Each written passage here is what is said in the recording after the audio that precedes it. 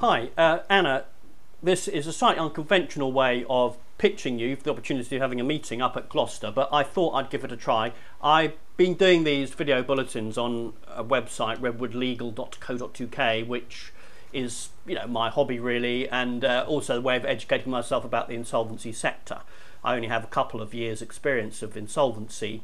I'm primarily a financial mis-selling litigator. So anyway, hello, good morning, good afternoon, good evening, whatever it is.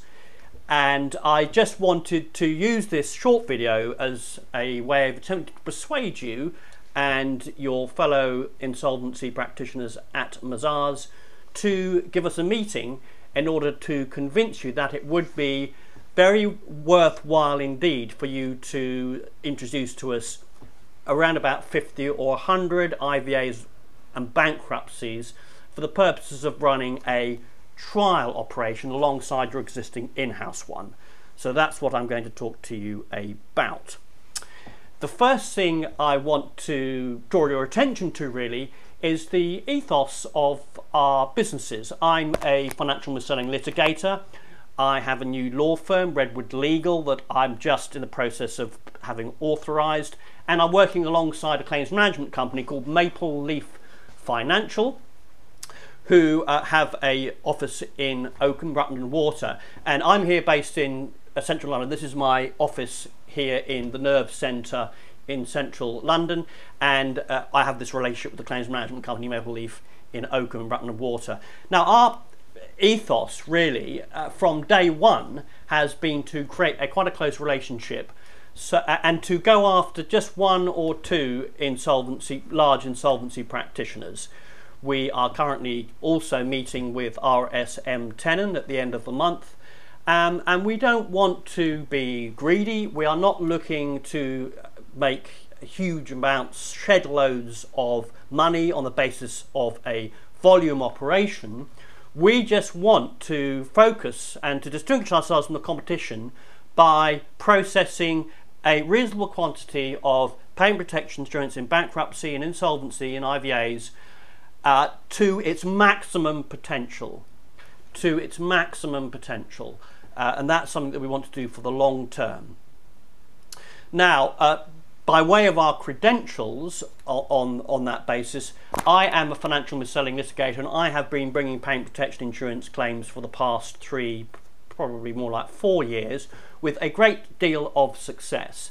And I'm unashamedly, I'm unashamed about that success, and I have basically fought tooth and nail on behalf of consumers all the way to the courtroom doors. Very rarely is a trial necessary. Usually we spend a whole day in court arguing in order to get not just some compensation but full compensation. And I really do think that a lot of other service companies are more focused on turnover and are not so focused on maximising the realisations themselves. And I think that's absolutely key, both because in terms of having a properly compliant operation, but and also simply in generating the maximum returns and making sure that there aren't any problems or bugbears down the line. I just, by way of example, this is I am working retained by Maple Leaf Financial as their in-house lawyer. This is an example of a client that we've had very recently, and the banks have made an offer. Their offer of refund was £6,500, and we have written back to them and basically said you've incorrectly calculated the refund.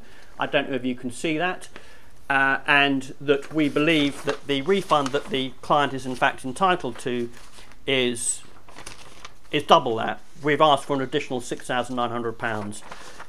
This is on the back of, and here is the estimate we've produced, which calculates, this is a credit card case. Actually, it's a fixed term loan where the client also had a credit card, and we think that they've basically applied the wrong interest calculator on the premiums in this case, and as I say, they're entitled to double the amount of money. So that just, quiz us by all means on this if you do decide to invite us in for a meeting. because I don't think that everybody out there, whether they're lawyers or claims management companies, are maximising their returns.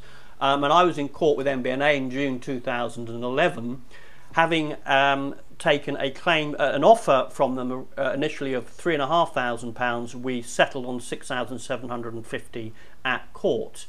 And although they've thrown in the towel on the PPI mis-selling scandal, they aren't always, and you know, I dare say, not just a minority, but a substantial minority of cases, they aren't paying full compensation where PPI has been demonstrated to be missold. So we are interested, as I say, in maximising our returns.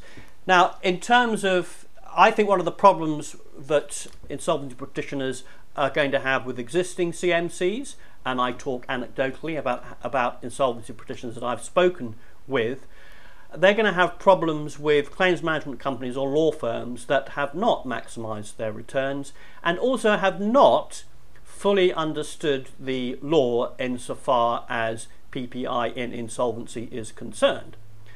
And I'm specifically talking about, for example, where a bank, where a firm, a lender, has chosen to set off the payment protection insurance. In what circumstances are lenders entitled to, creditors entitled to set off, and in what circumstances they're not entitled to set off? Now, you can have a look at my website, as that's an area of particular interest of mine. I have experience with 2 law firms, having set up a unit at one law firm and having consulted in the setup of a law firm at of a unit at a second law firm. You can have a look at those.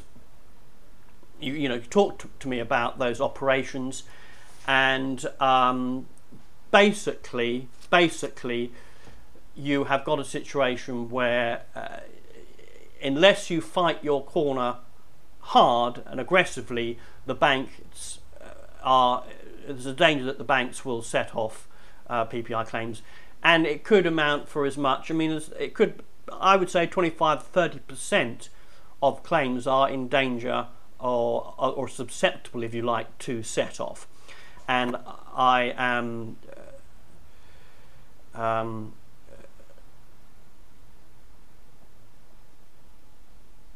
party to the stats that are being produced by the second law firm, and I can tell you that we have been surprised by how often a creditor, if you approach the matter aggressively and firmly, how often they will capitulate on set-off. And I hear generally that that is something of an issue for the insolvency practitioner. Generally, you may be experiencing set-off problems yourself currently with your in-house work. So I think what I'm saying is that in order to satisfy the ethics code and to make sure that you've done a good job, you need to make sure that you're fighting these particular battles, set-off being one example. And an operation such as ours combines a law firm here based in London with a claims management company based in Oakham, Rutland and Water, and we will take the problem of set-off as well as any other issues that may arise off of your plate, and we won't be pestering you day in, day out about what to do with a particular creditor's position on the issue. We'll be able to act fully as your agents and take responsibility for being your agents in terms of dealing with these sorts of issues and properly understanding the law in this area. So that is really the end of the video. Just to sum up, we want to impress upon you that we're looking to take on only one or two large insolvency petitions, probably one ultimately. Then we've got one large insolvency petition, a number of medium or smaller insolvency practitioners, is to spread the risk for our business. And we then are going to run an operation where we really are going to gun it and make sure that whether litigation is required or not required, or whether it's just a case of properly processing the claims through the Bank Sale complaints process and through the Financial Ombudsman Service, we're going to make sure that we maximise returns. So if you would like to meet up with us and talk more through these issues, I do urge, and perhaps if only for the sake of the regulations and to make sure that you're compliant, that you get a second service company, whether it's us or somebody else, alongside your existing in-house operation. And that's got a good precedent with another large insolvency practitioner I know. And then you can monitor the performance of yourselves and the costs of processing PPI in-house as opposed to using a service company. Then it will help build up a relationship so that if you do feel that you need to farm out your entire workload of PPI insolvency to a service company, then you can. Finally, one has to look to the long-term future in terms of other potential financial mis-selling claims such as interest rate swaps, mortgage mis-selling, and as I say, unlike we are specialists in the financial selling field, whether it's law, advice and assistance here, litigation here, or whether it's processing in greater volumes from the operation in Oakham, Brupton Water. So many thanks. Do get in touch if you would like to meet us. I'm very happy to come up with the team at Maple Leaf Financial and visit you in Gloucester and give you some free consultancy, some background knowledge. I've been working in the sector now for a couple of years and I have a wider experience of what everyone else is doing. So you can get some free consultancy, introduction to the area, and we can put a pitch to you, tailor-made pitch to you as to how we might go about building putting down a small building, a small cornerstone or building block in terms of taking on a trial batch of cases from Mazars. So thank you for listening, and don't hesitate to get in touch.